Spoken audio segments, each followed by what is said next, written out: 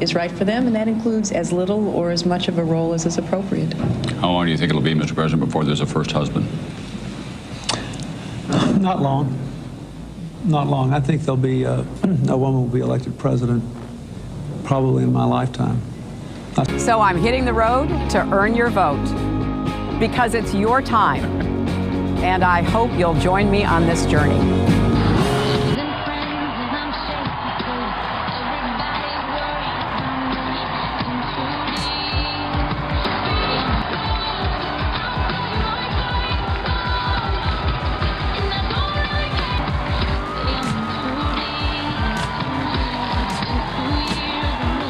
Respect for this person.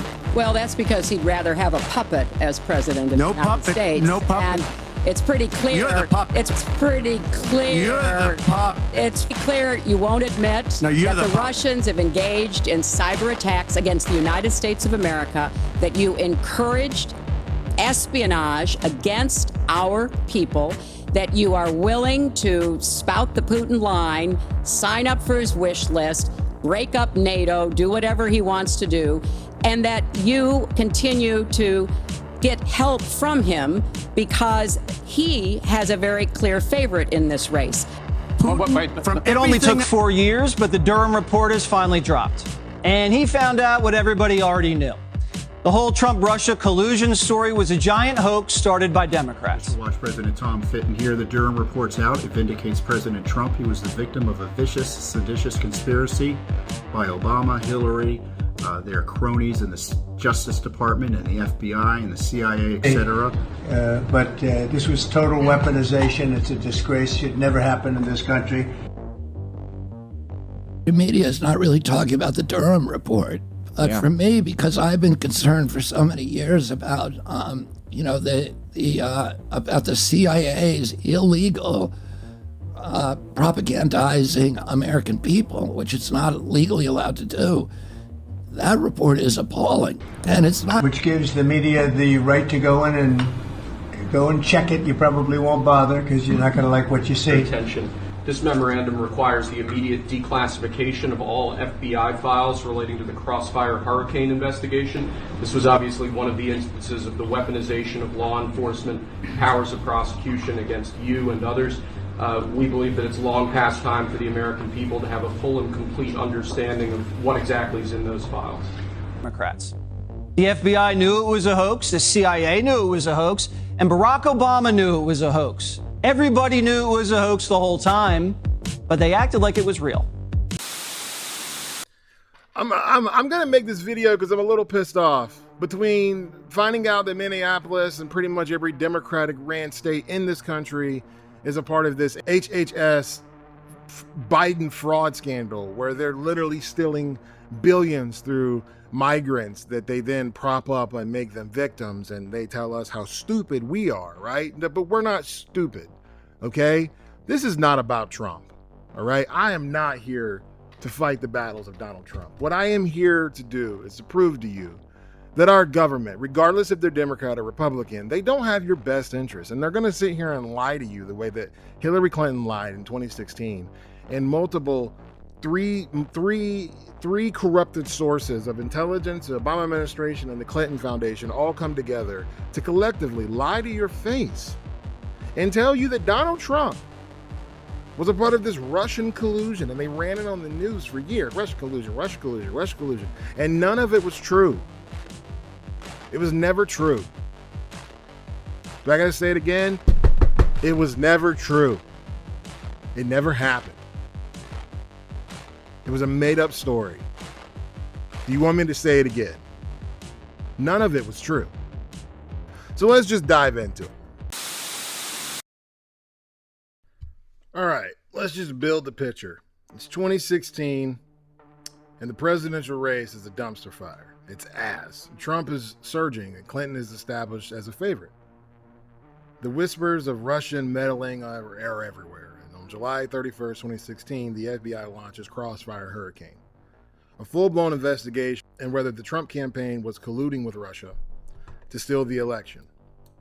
Sounds serious, right? But here's the kicker. They kicked it based off of raw, unanalyzed, and uncorroborative intelligence. No real evidence of collusion from the U.S. law enforcement or intelligence agencies ever said anything about it. Just an Australian diplomat about a Trump advisor named George Papadopoulos, I can't even say his name, mentioning Russia might have dirt on Clinton. Meanwhile, the FBI gets wind of a supposed Clinton campaign plan to put Trump with Russia. Basically, make you believe what they made everybody believe, is that Trump was running with Russia. Meanwhile, the FBI gets wind of a supposed Clinton campaign plan to tie Trump to Russia. Intel from the CIA that could have blown up her campaign. And what do? Nothing. No investigation, no briefing, zip. But for Trump, full steam ahead. That double standard is rage baiting, honestly. And the FBI gave Clinton's team a defensive briefing on potential foreign threats and treating her like a victim while treating Trump like a criminal without similar courtesy. As Durham puts it, the FBI showed a serious lack of analytic rigor towards info that politically affiliated sources, and especially anti-Trump ones.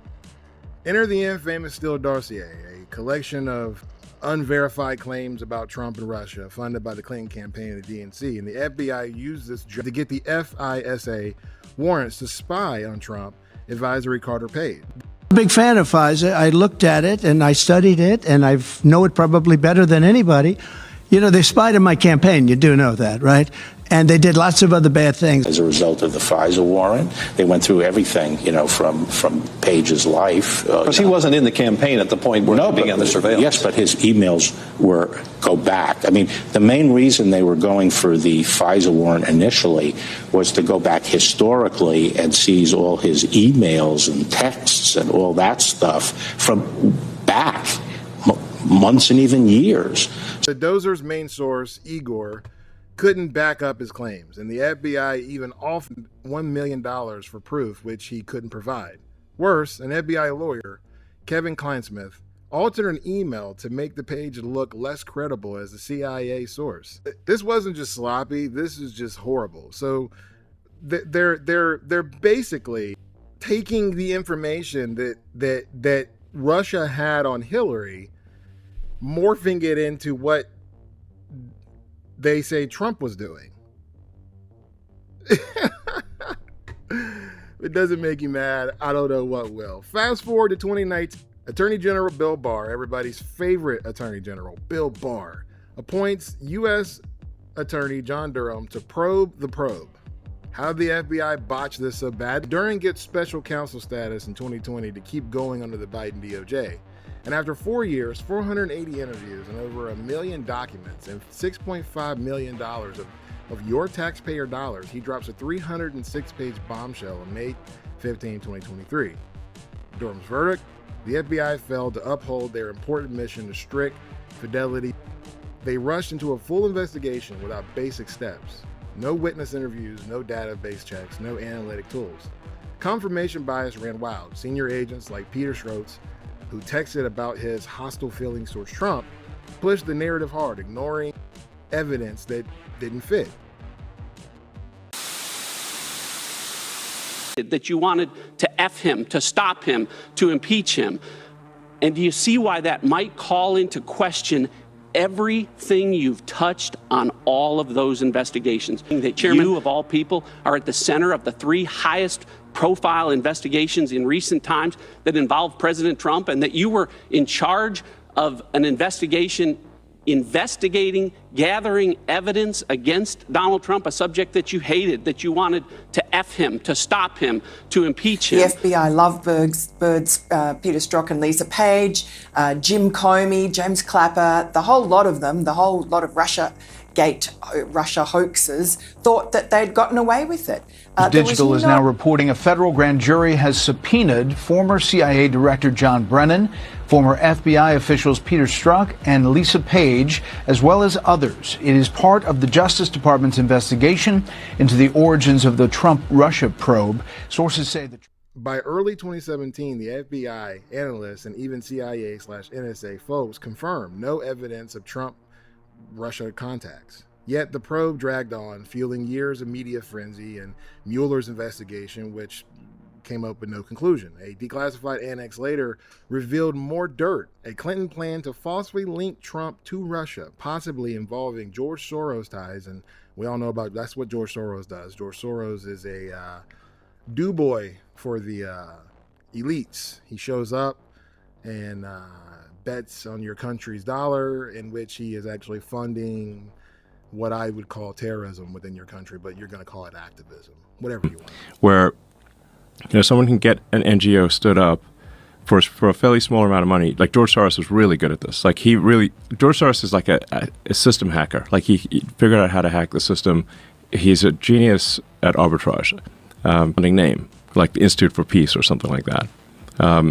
But really, it's a graft machine. And what are their requirements with that money? What do they have to do? Just really no requirements at all. So they just get Thailand, Malaysia, Indonesia, Japan, and Russia. All of the above. All of the above. Yeah. Are you that powerful? No, I think there's a great misunderstanding. The Prime Minister of Malaysia said that the region spent 40 years trying to build up its economy, and along comes a moron like Soros with a lot of money, and it's all over. I am basically there to make money. I cannot and do not look at the social consequences of what I do. Do you believe in God? No. But the FBI ignored all this potentially because it smelled like Russian disinformation itself. Talk about a two-tier system. Durham notes the FBI treated Clinton like she was wearing kid gloves while slamming Trump with full mobility. And this saga costed taxpayers millions and divided a nation and shattered faith in the FBI, and all over a probe that never should have even been used. It highlighted, it literally showed how politicians weaponize the DOJ.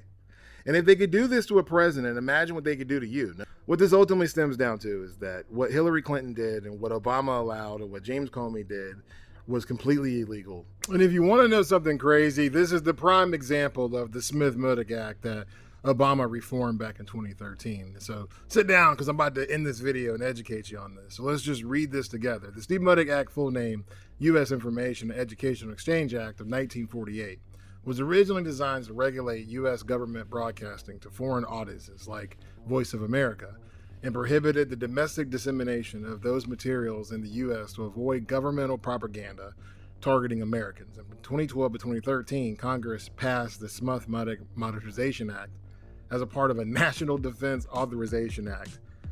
And President Obama signed this into law January 2nd, 2013.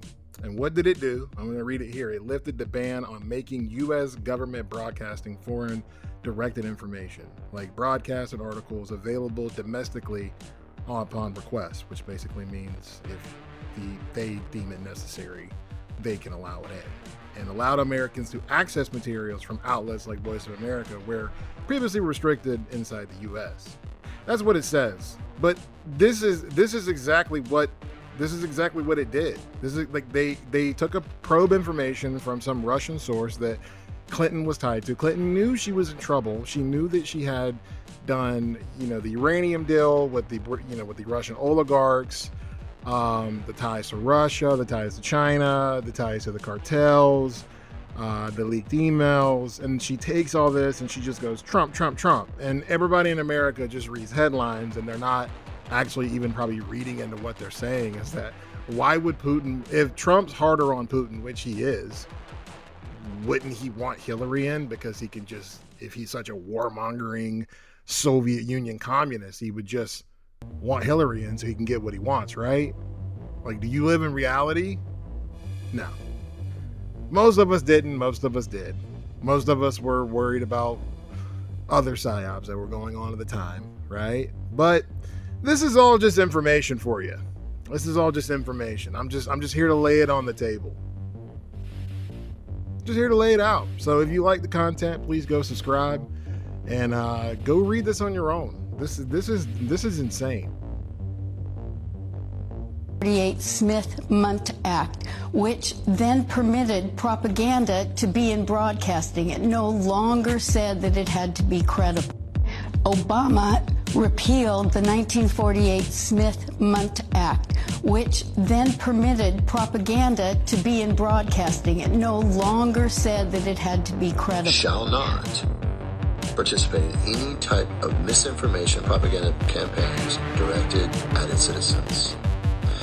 And in 2012, the Obama administration and the freaking Congress that sat then repealed it. It is legal for the agency, the sister agency, the FBI, and the rest of them to put out intentionally misinformation, propaganda to American citizens now. Opposed to